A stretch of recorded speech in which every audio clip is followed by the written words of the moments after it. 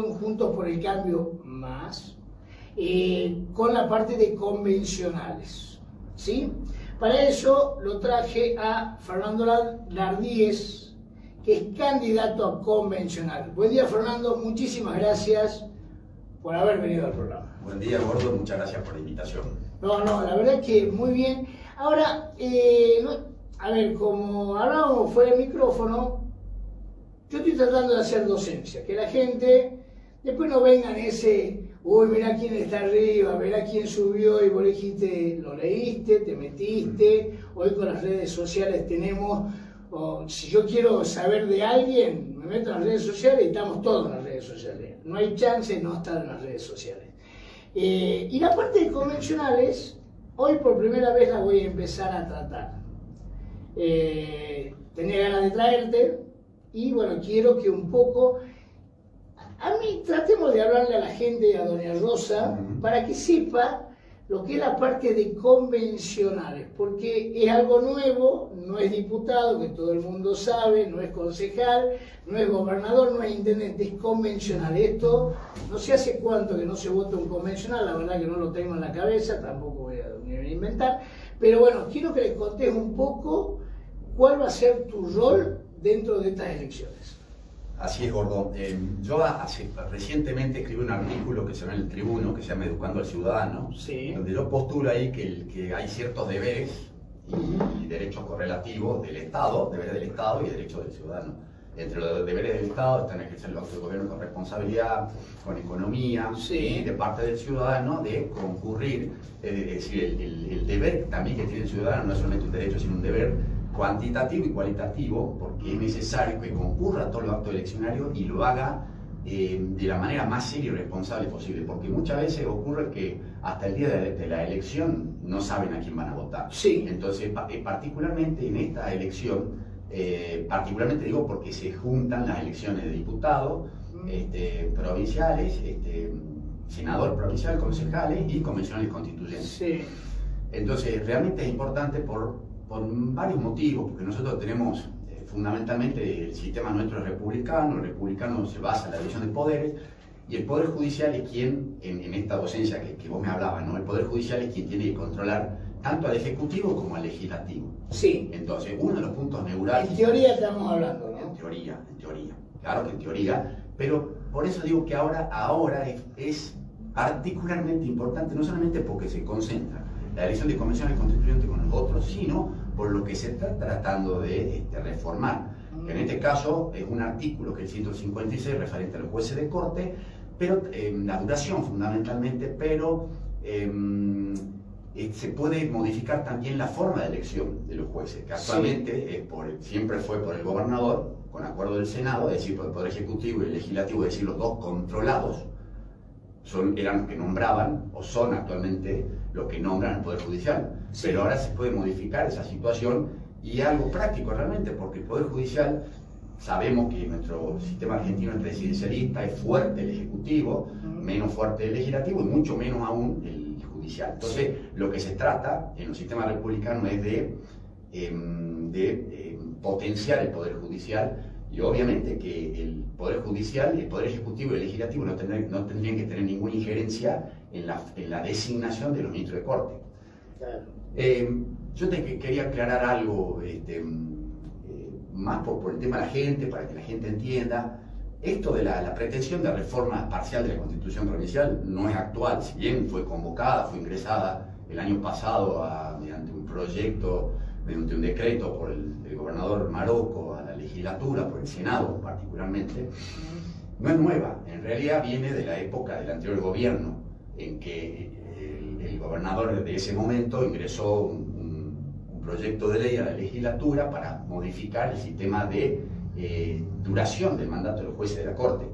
Eso por la opinión pública que provocó, tuvo que desistir. Entonces después los jueces, a través de la Asociación de Magistrados, interpuso una acción por competencia originaria en la Corte Suprema de Justicia de la Nación que fue rechazada por incompetencia. Entonces acá, en Salta, los jueces crearon una asociación de magistrados paralela al Colegio de Magistrados y interpusieron una acción judicial, una acción popular de inconstitucionalidad, a efecto que se declaren inamovibles permanentemente el mandato de los jueces de corte.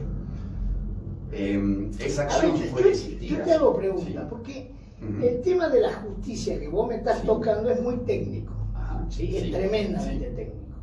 A mí como periodista me cuesta Sí. un montón tratar de entenderlo y desarrollarlo, porque al no ser abogado, Sí. hay un montón de cosas que vos me hablas Sí. y por ahí vos la estás hablando lo más llanamente posible, pero más de Claro, ahí, exacto. o sea, más llano no hay.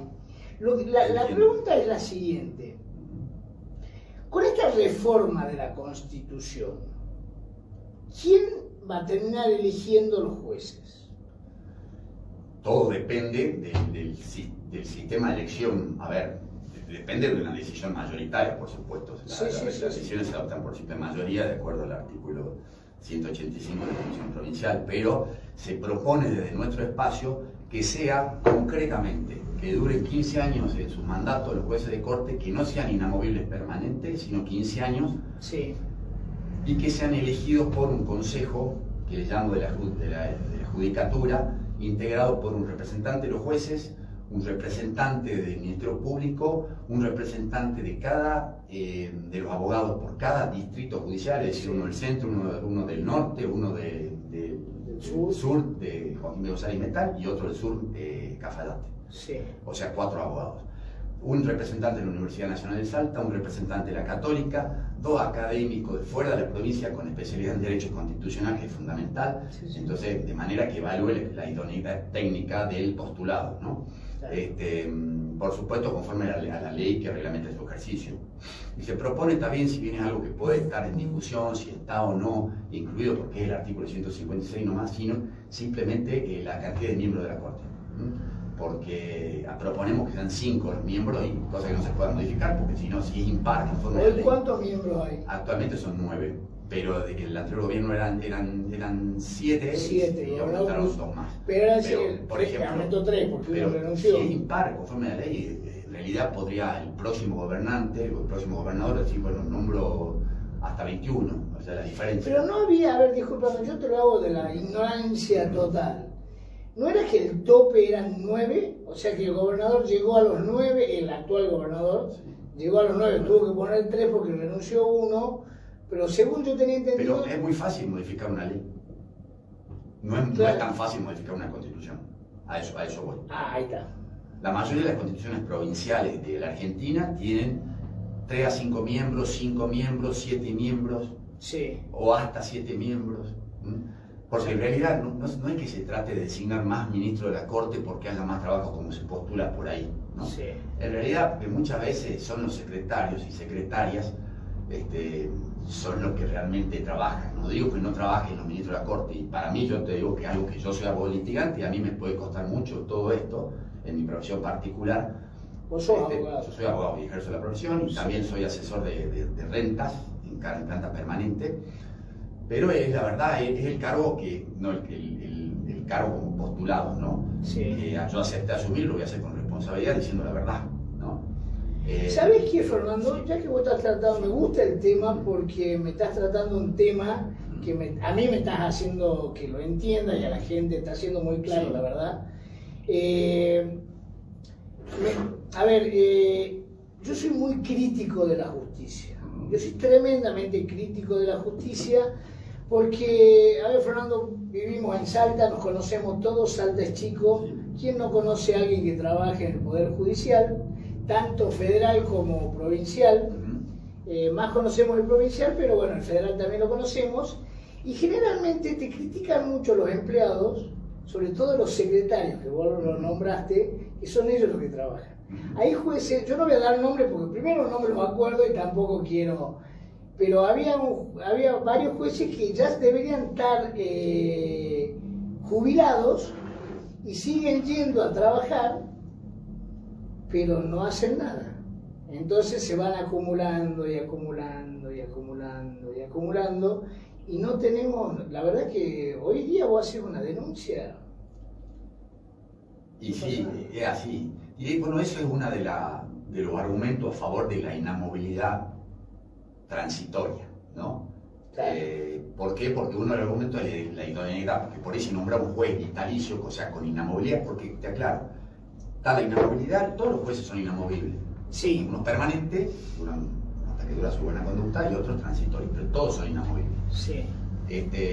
Entonces, la verdad que es perfectible todo, es importante. Esto de la idoneidad que yo te decía, ¿no? Uno de los argumentos es que, ¿qué pasa si vos declarás inamovible permanentemente a un juez y es malo? ¿No? Es malo, entonces es imposible sacarlo, claro. ¿no? Entonces la vía más pacífica, la solución más pacífica, según lo que dice, bueno, Rafael Bielsa, es que sea transitorio, ¿no? Porque si no te pasa eso, desgraciadamente, como que un juez puede ser malo, dicta sentencia no muy buena, pero mientras dure su buena conducta no puede sacar hasta que se cumpla. Ahora, discúlpame, yo tengo un paréntesis ahí. Sí. A los jueces los sacan únicamente cuando le hacen un jury de enjuiciamiento. Claro. Lo sí. pueden sacar, o sea, hay una vía para Sí. sacarlo. Sí. Pero vos me hablas de buena conducta. Sí. ¿Cuál es la diferencia entre una y otra? No, es que en caso de mala conducta, mal desempeño del cargo, mala conducta, Sí. se lo hace a través del jury de enjuiciamiento.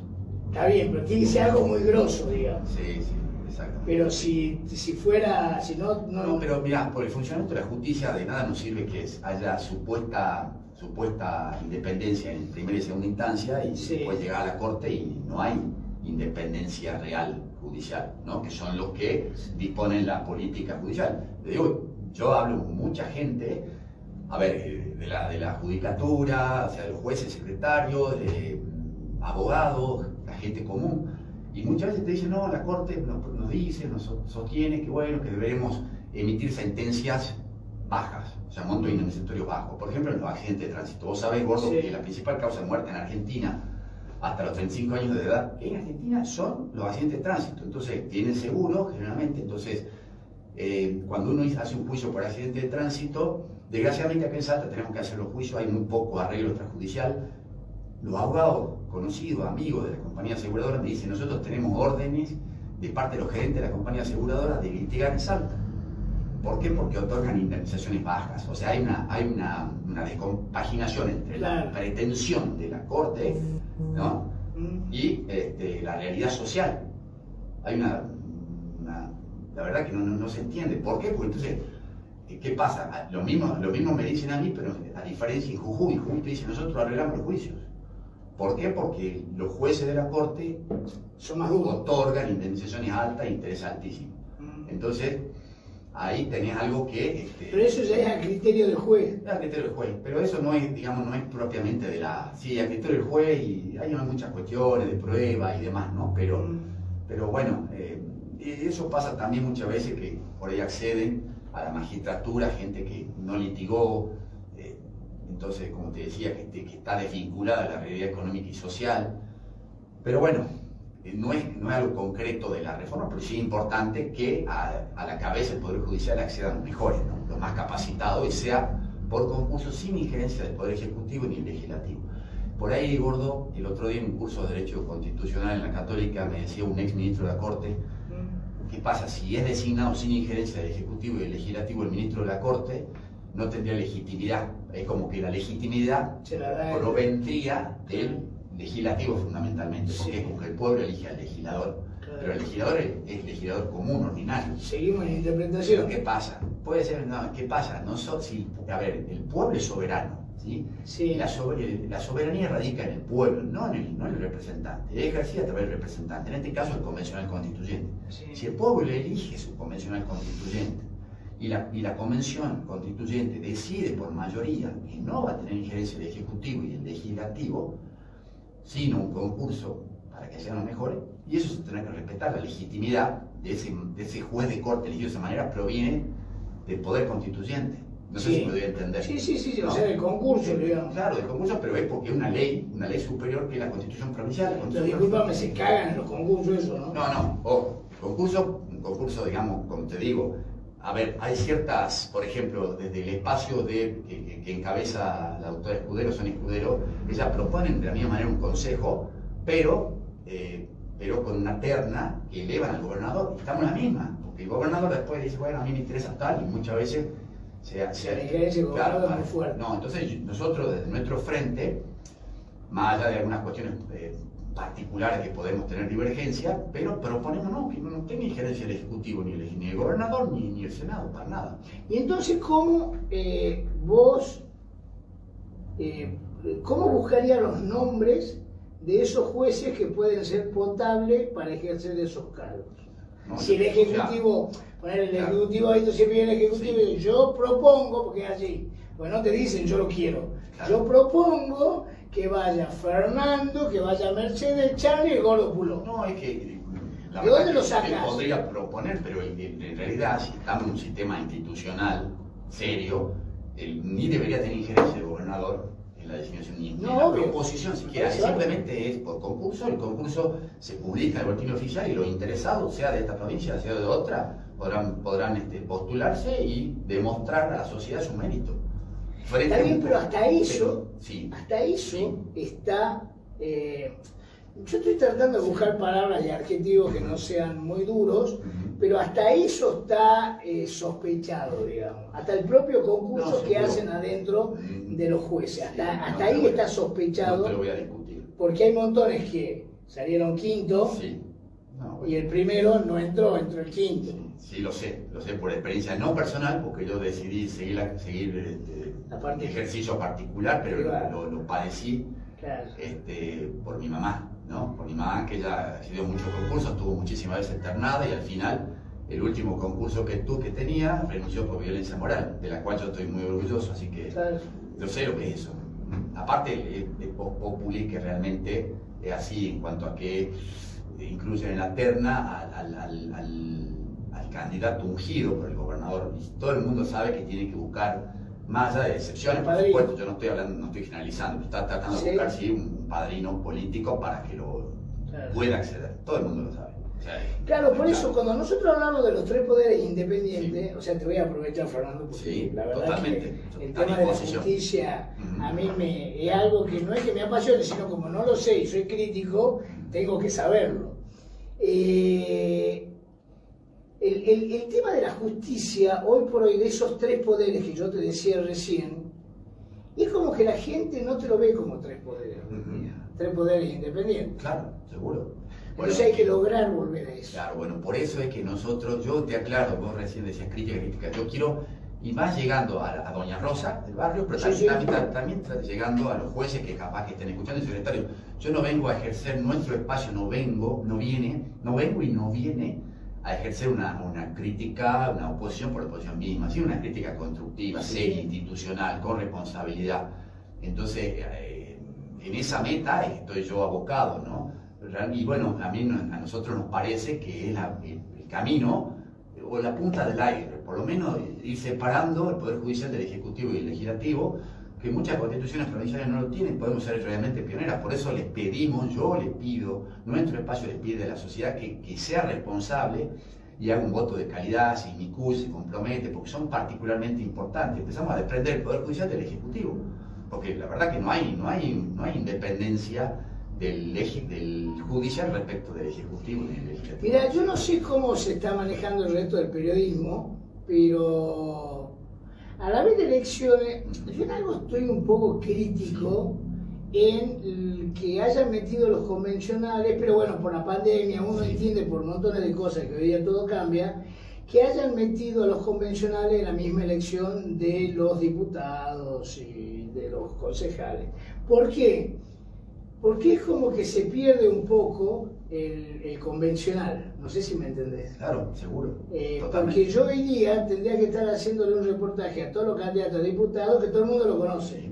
Y después me tendría que dedicar en otras elecciones a hablar de los convencionales. Que vengan ustedes Claro. y me digan, a ver, porque el convencional, y les cuento a ustedes, si a mí mañana vienen y me dicen, che gordo, ¿querés que sea convencional? Te digo, ni en pedo soy convencional porque no tengo idea de todo esto.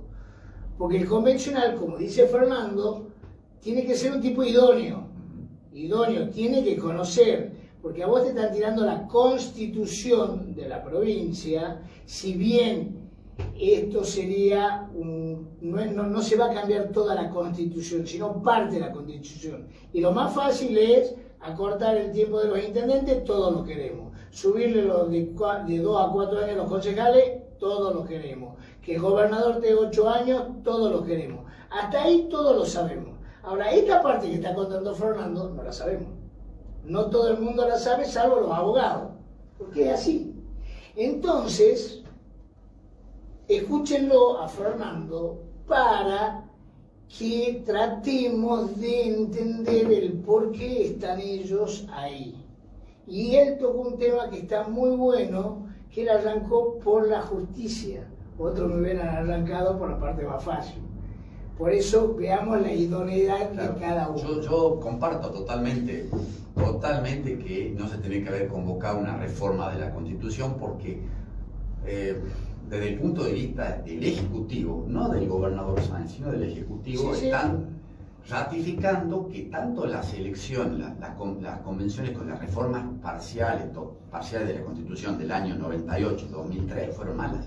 Porque nosotros estamos convocando ahora una reforma parcial de la Constitución para modificar algo que ya se había modificado antes, en el 2003, aclarando lo del 98, o sea, los 2 años de mandato del gobernador, en el 98, más un tercer mandato, sí, de Romero en el 2003. Entonces dije, ¿qué hago acá? Me quedo en la calle. Es que muchas veces es así, porque inclusive en el 2003 hubieron convencionales constituyentes como Urtubey, Sonia Escudero, el segundo, está después de Sonia Escudero, se me fue el nombre ahora en este momento, estuvieron como convencionales constituyentes, entonces ahora también van a estar tratando de solucionar algo que ya se aprobó en el 2003. Entonces, claro, ¿no? Entonces es medio raro. Ahora, bueno. O sea que, a ver, un poco para ir limpiando todo esto. Yo déjame que termine la idea mía. Hubiera estado bueno realmente separar, no estaba bueno concentrar, ¿no?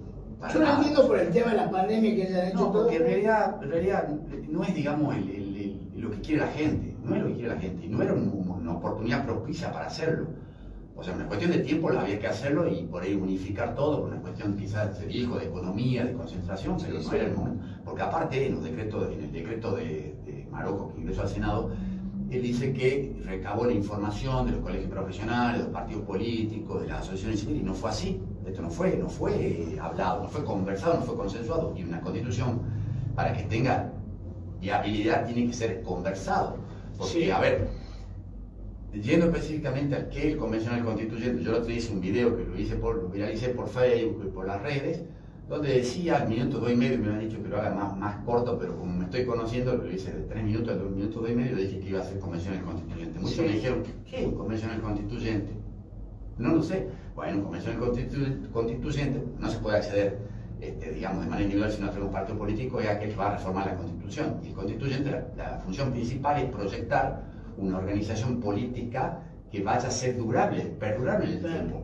Entonces, realmente, entonces ellos tienen que ejercer con seriedad porque la Constitución tiene una serie de deberes para el gobernante y derechos para el ciudadano. Yo en este caso estoy tratando de educar al ciudadano y hacerle saber que la forma de elección de los jueces, sin injerencia del Ejecutivo, va a ser un aumento de derechos para el ciudadano, para que tenga mayor independencia en la solución de sus conflictos, e imparcialidad, y una limitación del poder del gobernante. Porque el gobernador específicamente, y el Senado no van a poder tener injerencia en la designación del ministro de Corte para que puedan ser controlados por personas supuestamente independientes a medida que funcione bien. Así debería ser. Claro, debería ser, pero vamos a tratar de cambiarlo. Porque el otro día me decía Jorge Calvo en la entrevista, me decía, pero ¿por qué está naturalizado esto de esta manera? Y está naturalizado así, nadie lo cuestiona. Bueno, nosotros desde nuestro espacio lo cuestionamos y tratamos de hacer algo. Y lo que pasa es que hay un dicho que dice que el que no vive como piensa corre el riesgo de pensar como vivimos. Y nosotros, desgraciadamente, pensamos como venimos viviendo. Por ejemplo, sobreviviendo, exactamente, ¿no? Exactamente. Yo, por ejemplo, particularmente el PRO Salta, María Dolores Pistone, candidata convencional, y yo hicimos una demanda, la hice yo, la presentamos en la Corte Suprema de Justicia de la Nación, planteando la declaración de inconstitucionalidad de la forma de elección de los convencionales constituyentes, porque la ley está, bueno, esto es técnico, pero bueno, el artículo 3 de la ley 8.239 establece que la forma de elección de los convencionales constituyentes va a ser de la misma manera que los diputados.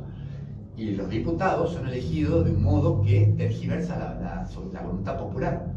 porque yo, por ejemplo, para ser, yo acá, para ser candidato convencional constituyente, soy candidato, pero para ser convencional constituyente necesitaría 25.000 votos, a diferencia de un convencional constituyente de Iruya, que necesita 521 votos. Entonces, y está mal, porque ¿qué dice la Constitución y la ley electoral en relación a los diputados? Dice que son, de Cámara de Diputados, 60 máximo, y se asegura la representación de las minorías, uno por cada departamento. Sin embargo, ¿qué pasa? Eso tergiversa la voluntad popular, porque después el partido oficialista se alza con mayoría en la Cámara de Diputados. Por ejemplo, cuando fue la reforma del 2003, el frente del gobernador de Romero y Guayar obtuvo 50,02% de los votos. Y la oposición 49,98%. Es un empate técnico clavado. Sin embargo, el frente oficialista se alzó con 38 convencionales constituyentes y el otro 22. Entonces, por ejemplo, debería ser, si hay, no sé, poner 100.000 electores, ¿no? Y Salta tiene 50.000, un ejemplo nada más. Bueno, Salta, capital, debería alzarse con el 50% de los convencionales constituyentes. En este caso, si son 60, deberían ser 30.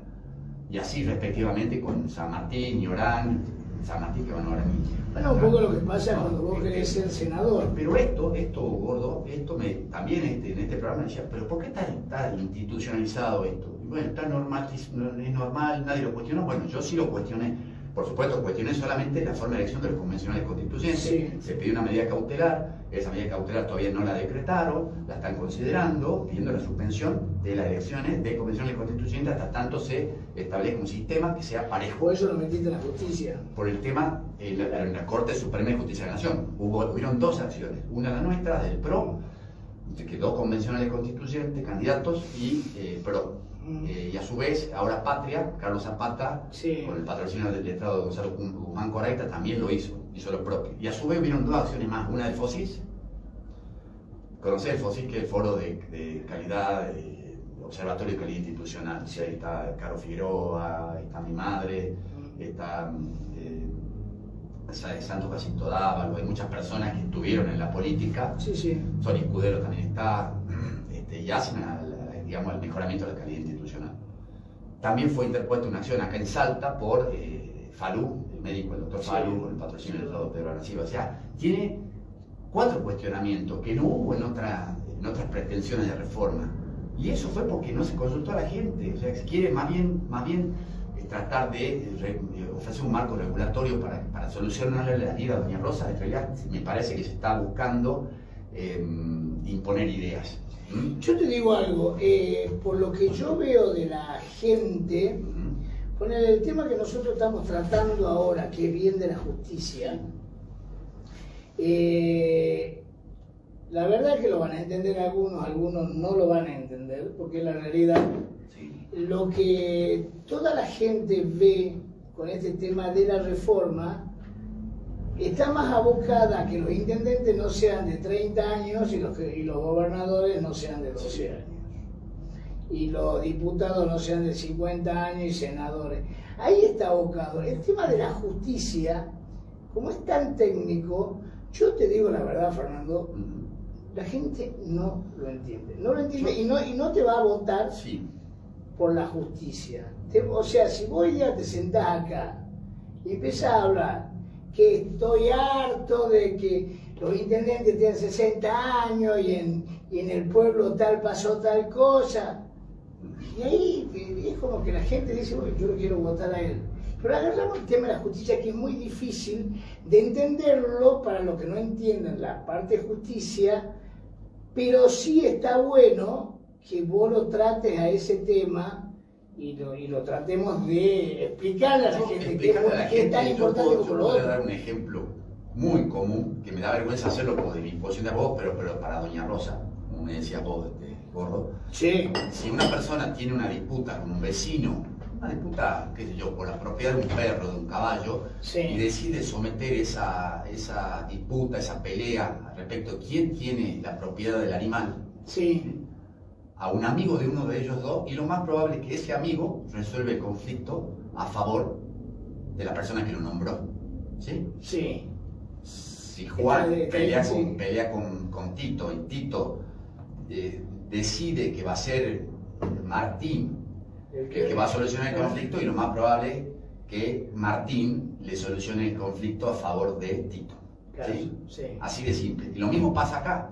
Más allá de que los jueces de corte dicen, no, bueno, la independencia está en la creencia, en la creencia de la fidelidad al régimen normativo, o sea, de ser adepto al derecho, a la ley. No, pero todo el mundo sabe, y aparte no pueden actuar con normalidad, naturalidad, si son designados por a quién tienen que controlarse, por gobernador. En este ejemplo, bueno, ya me parece que...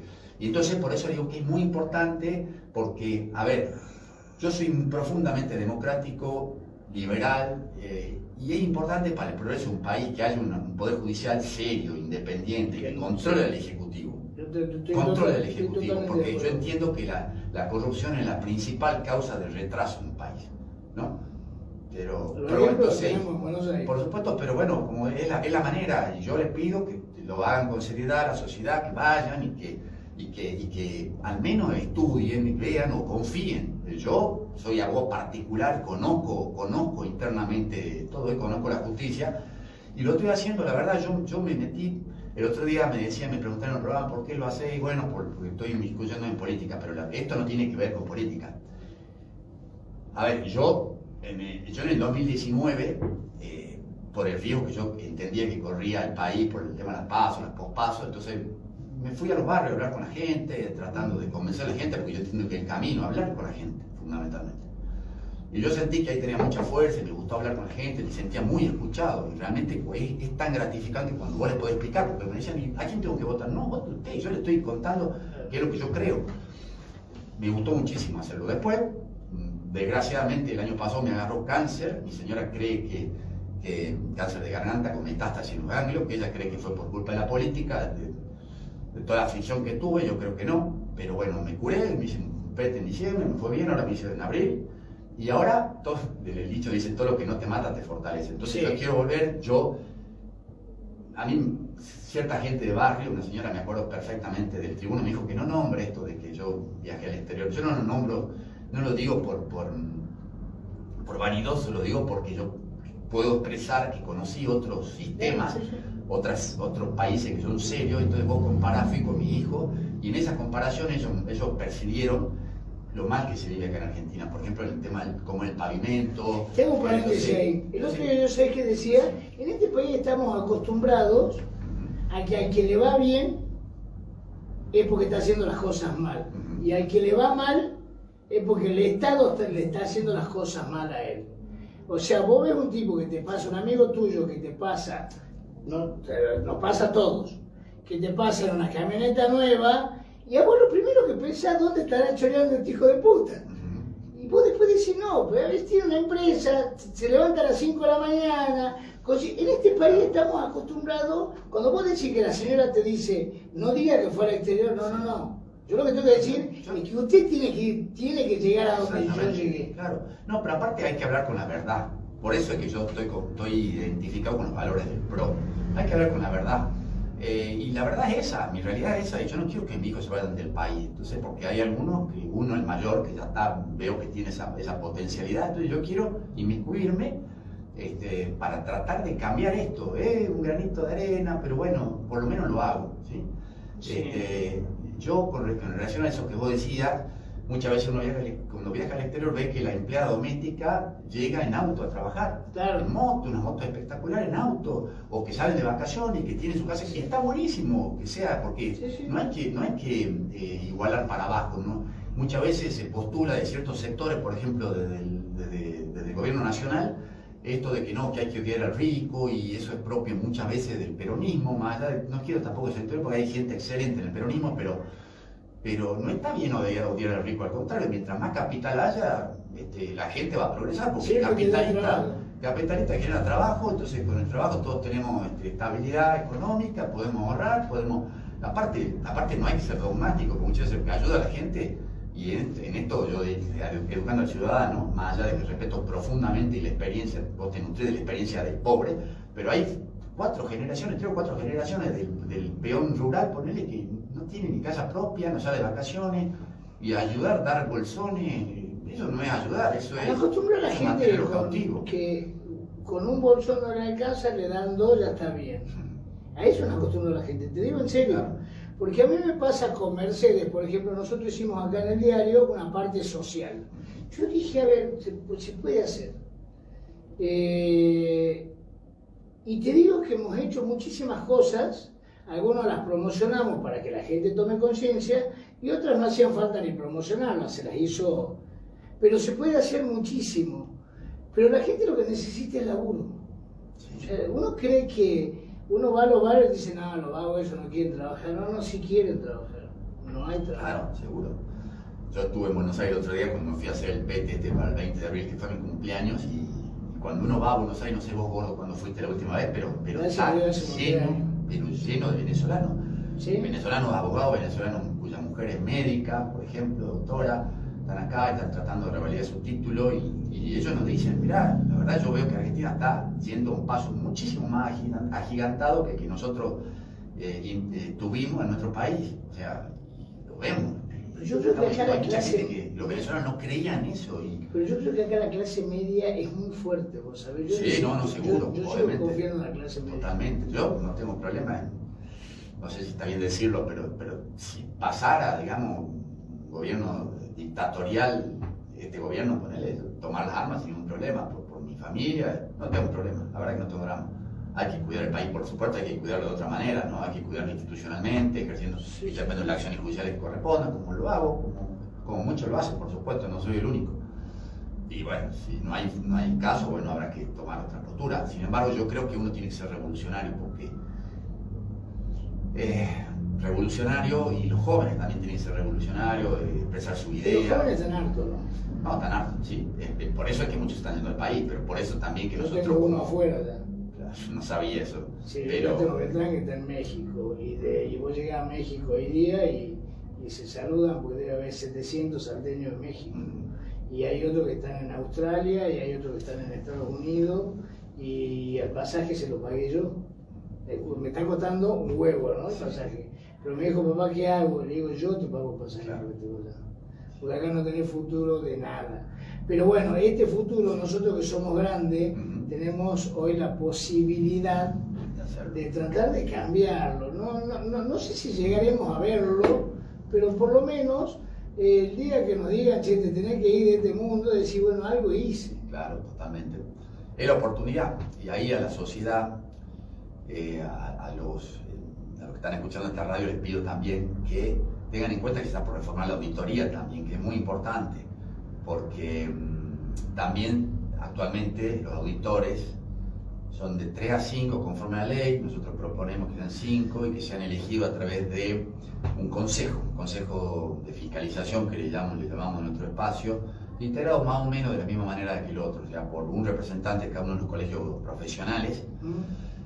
Proponemos que también haya un ingeniero, ¿no? Que está actualmente un abogado, un contador, licenciado en ciencia económica, un ingeniero y bueno, de profesiones vinculadas al tema de auditoría, ¿no? Designados por este consejo integrado por representantes de las dos universidades, cada uno de los colegios, por una asociación inscripta cuyo objeto sea la defensa de la democracia, y bueno, y 2 académicos de fuera de la provincia. Por lo menos asegura en algo que se vayan a designar personas idóneas y sin injerencia nuevamente del Ejecutivo ni del Legislativo, porque actualmente son designados por la Cámara de Diputados a través de una comisión de 7 miembros con acuerdo del Senado, pero sabemos que el Poder Legislativo es manejado por el Poder Ejecutivo. Bueno, Fernando, tenemos que ir al corte. La verdad que yo te